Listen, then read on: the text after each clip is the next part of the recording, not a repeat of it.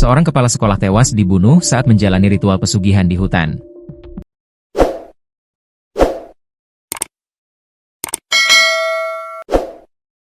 Jasad kepala sekolah ditemukan di kawasan petilasan yang sering digunakan untuk meditasi di Desa Kembangsari, Kecamatan Alian, Kebumen, Jawa Tengah.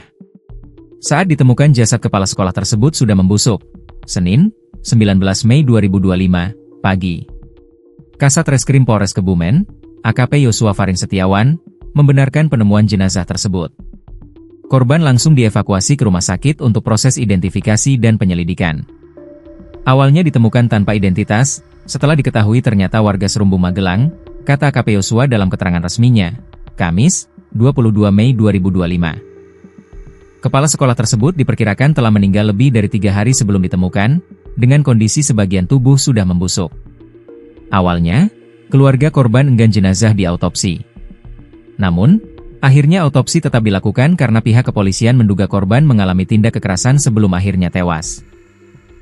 Tapi kita rasa ada kejanggalan, sehingga kita sudah komunikasi dengan pihak keluarga untuk dilakukan autopsi karena ditemukan di hutan atau petilasan, kata Kasat Reskrim. Makam korban telah dibongkar untuk kepentingan autopsi. Pihak keluarga korban juga telah datang ke Polres Kebumen, jelasnya.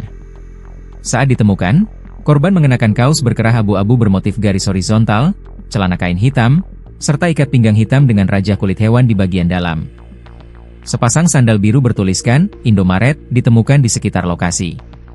Polisi menyatakan korban dibunuh oleh rekan ritualnya sendiri, berinisial WH, 27, warga Desa Kalirancang, Kecamatan Alian.